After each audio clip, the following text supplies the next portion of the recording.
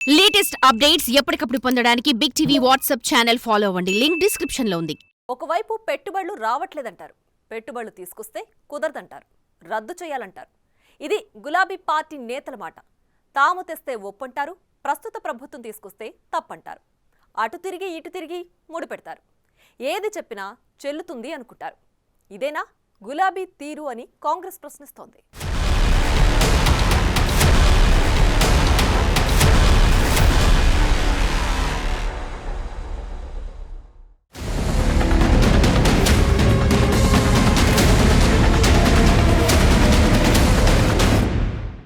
అదానీతో ఒప్పందం తెలంగాణ ప్రయోజనాలకు విఘాతమని కేటీఆర్ అంటున్నారు. ఇక హరీష్ రావు కూడా ఇంకో అడుగు ముందుకేసి దావోస్లో అదానీతో చేసుకున్న 12,400 కోట్ల ఒప్పందాల సంగతి ఏం చేస్తారని ప్రశ్నిస్తున్నారు. 20,000 మెగావాట్ల థర్మల్ ప్లాంట్ పెడతామనే ప్రతిపాదనతో అదానీ వస్తే మర్యాదపూర్వకంగా కలిసి చాయ్ తాగించి పంపించేశామన్నారు. కాంగ్రెస్ మాత్రం ద్వంద్వ ప్రమాణాలు పాటిస్తోందంటున్నారు. సో ఇక్కడి వరకు ఒక వెర్షన్, మరి నాణానికి రెండో వెర్షన్ కూడా ఉంటుంది కదా.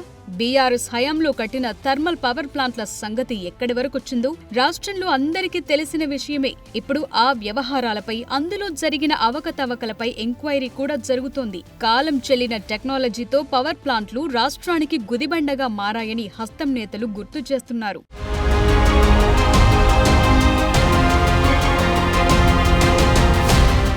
అదానీ ఇష్యూపై రాహుల్ గాంధీకి ఎదురవుతోన్న ప్రశ్నలకు జవాబులు కూడా ఇచ్చారు. చట్టబద్ధంగా, రాజ్యాంగబద్ధంగా కేంద్ర రాష్ట్ర ప్రభుత్వాలు ఏదైనా అంశంలో టెండర్లు పిలిచినా, పెట్టుబడులు పెట్టడానికి అవకాశాలు కల్పించినా అందరికీ సమానమైన నిబంధనల మేరకు టెండర్లు నిర్వహించి ఎవరు రాణిస్తే వాళ్లకు కాంట్రాక్టులు, పనులు కేటాయిస్తారని అదానీనే కాదు, అంబానీ కావచ్చు, టాటా బిర్లా, ఈ దేశంలో ఏ సంస్థలకైనా రాజ్యాంగబద్ధమైన రక్షణ ఉంటుంది. పెట్టుబడులు పెట్టడానికి రక్షణ ఉంటుందని ఇప్పటికే రాహుల్ గాంధీ క్లారిఫికేషన్లు కూడా ఇచ్చారు. అయినా సరే అవే కాలం చెల్లిన విమర్శలు చేస్తూ టైంపాస్ చేస్తున్నారని ఫైర్ అవుతున్నారు కాంగ్రెస్ నేతలు.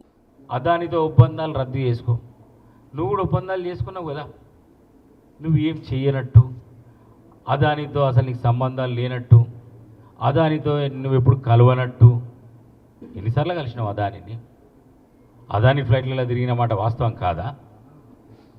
మీ అయ్య అదానిని కలిసిన మాట వాస్తవం కాదా? నువ్వు డేవోస్లో అదానిని కలిసిన మాట వాస్తవం కాదా? అదాని నువ్వు కలుస్తావు, కానీ మేము కలిస్తే మాత్రం తప్పట. మేము ఒప్పందాలు చేసుకుంటే తప్పట. ఎట్లా తప్పైతే? నువ్వు ఒప్పందాలు చేసుకోవచ్చు, కానీ మేము ఒప్పందాలు చేసుకోరాదా? నిజానికి ఒకసారి ఒప్పందం కుదిరాక రద్దు అన్నది అటు ప్రభుత్వం, ఇటు కంపెనీల మధ్య ఉండే వ్యవహారాన్ని బట్టి ఉంటుంది. కంపెనీలు అప్పటికే పెట్టుబడులు పెట్టి ఉంటే ఆ ఖర్చంతా ఎవరు భరిస్తారు? ఉదాహరణ చూద్దాం. బీఆర్ఎస్ హయాంలో అదానీ గ్రూప్ కు అనుమతిచ్చిన మిసైల్ సెల్ తయారీ యూనిట్ నిర్మాణంలో ఉంది. అలాగే మైక్రోసాఫ్ట్ డేటా సెంటర్ మొదటి దశ పూర్తయి రెండో దశకు భూమి కొనుగోలు కూడా పూర్తయింది. మరి వీటికి బీఆర్ఎస్ ఏం జవాబిస్తుంది? 3 నేషనల్ హైవేలు అదానీకిస్తే 2 పూర్తయ్యాయి. మరి వీటిని వెనక్కు తీసుకునే అవకాశం ఉంటుందా? ఒక పక్కన రాష్ట్రానికి పెట్టుబడులు రావడం లేదని మాట్లాడతారు, ఇంకొక పక్కన పెట్టుబడులు వస్తే వాటిని రద్దు చేయంట అంటున్నారు. అసలు మీ విధానం ఏందో ముందు బయటికి రాండి. నిజానికి పరిశ్రమల విస్తరణ, కొత్త ప్రాజెక్టులు, కొత్త పెట్టుబడుల వేటలో తెలంగాణ ప్రభుత్వం ఉంది. రాష్ట్రంలో పరిశ్రమలను నెలకొల్పి యువతకు ఉపాధి అవకాశాలను పెంచాలని చూస్తున్న రాష్ట్ర ప్రభుత్వం మొన్నటికి మొన్న మరో కీలక ముందడుగు వేసింది. తాజాగా దేశంలో పేరొందిన పలు ఫార్మా కంపెనీలతో ఎంఓయూలు కుదుర్చుకుంది తెలంగాణ ప్రభుత్వం. దీంతో రాష్ట్రానికి దాదాపు 5,260 కోట్లు పెట్టుబడులొచ్చాయి. వీటి ద్వారా ఫార్మా రంగంలో 12,490 మందికి ఉద్యోగాలు లభించనున్నాయి.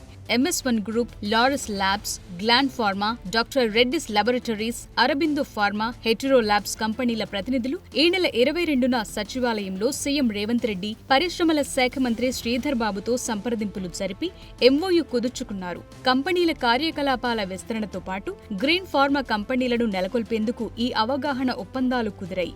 సో పెట్టుబడులు కావాలంటారు, వస్తే సొంత ప్రయోజనాల కోసమే తెచ్చారనటం బీఆర్ఎస్ నేతలకే చెల్లిందని కాంగ్రెస్ నేతలు గుర్తు చేస్తున్నారు. ఇంకోటి మన విచిత్రమైన మాట, అదానీ అంశంలో కోడంగల్లో సిమెంట్ ప్లాంట్ ఎట్లా పెడతారు అదానీది అని. అదానీ పెడతాడా, అంబానీ పెడతాడా, టాటా పెడతాడా, బిర్లా పెడతాడా? మన రాష్ట్రానికి పెట్టుబడులు ఏ సంస్థలు తెచ్చినా పొలిటికల్ అఫిలియేషన్స్ను పక్కన పెట్టు మన రాష్ట్ర ప్రయోజనాల కోసం ఆలోచించేవాడే స్టేట్స్మెన్. అందుకే ఈరోజు టాటా వాళ్ళు ప్రాజెక్టులు తెచ్చినా, అదానీ తెచ్చినా, అంబానీ తెచ్చినా వాళ్ళు 100 కోట్ల రూపాయలతోటి ప్రాజెక్టు పెడతారు అన్నప్పుడు ఖచ్చితంగా తగు జాగ్రత్తలు తీసుకొని రాష్ట్రంలో పెట్టుబడులను ఆహ్వానించే బాధ్యత ముఖ్యమంత్రి గారిది. వారు ఆ పనే ముఖ్యమంత్రి గారు శ్రీధర్ బాబు గారు చేస్తూ ఉన్నారు. సో బీఆర్ఎస్ ఒకటి విమర్శిస్తే 10 వారికే ఎదురు తగులుతున్నాయి. మరి ఇప్పటికైనా మారుతారా అన్న ప్రశ్నలొస్తున్నాయి.